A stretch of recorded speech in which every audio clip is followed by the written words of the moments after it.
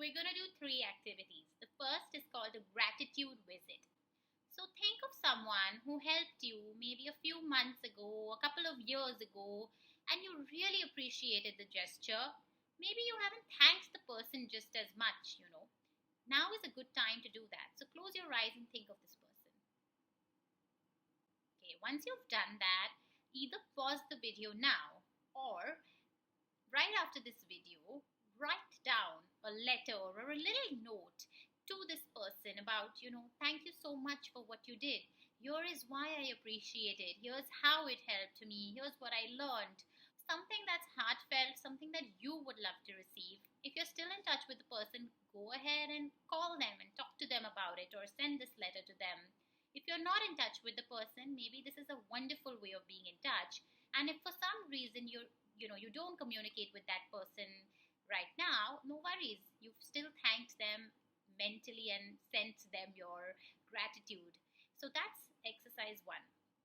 The second is, remember when you wanted what you have now, and take a moment to write down 3 things that you have today you really wished for them last week, last month, last year, 10 years ago. You finally have them, and maybe now you want something else. So it could be something like as simple as a dress. It could be a job that you're in now. It could be the university that you studied in. It could be your life partner. It could be anything. Take a couple of moments to do that. And once you do that, what I'd like you to reflect on is, often we really want something. It's a strong desire. We crave for it, and then we get it. And when we get it, we start taking it for granted. Maybe sometimes we don't take it for granted.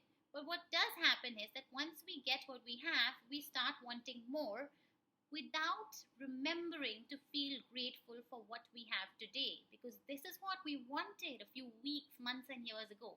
So that's exercise 2. And exercise 3, it may not sound like the most positive, but it definitely helps me a lot.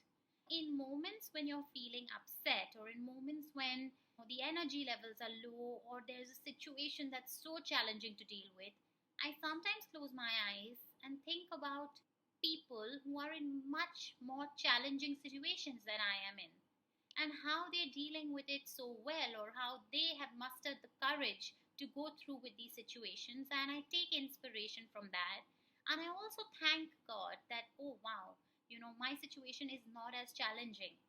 Of course, I hope the other person comes out of it, but also it leaves me with a sense of gratitude that I am in a good place, even though things may not seem perfect right now.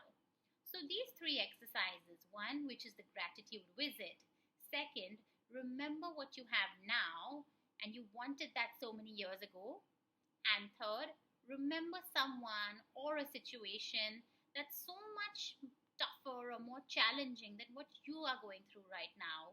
These are 3 ways for us to instantly feel a sense of gratitude. And as research says, we can either feel gratitude or we can complain. The throat region, when you're very grateful and sometimes you tear up, you feel some sensation in the throat. Also, when we're very sad, upset, angry, we feel something in the throat. So in this region, we feel sensations of either gratitude or grief. And the best part is that it's up to us to choose the sensation that we feel. Of course, there are going to be moments of grief, but gratitude can be practiced. And they say that 40 days of consciously practicing gratitude, that is maybe maintaining a journal, writing down, today I am grateful for the meals that I ate. Tomorrow I am grateful for XYZ. Writing it down and never repeating the same thing, for 40 days actually brings changes to the structure of our brain. And it makes gratitude much simpler to practice for us. So a great way to feel better physically, mentally, and emotionally, especially in times of uncertainty, is gratitude.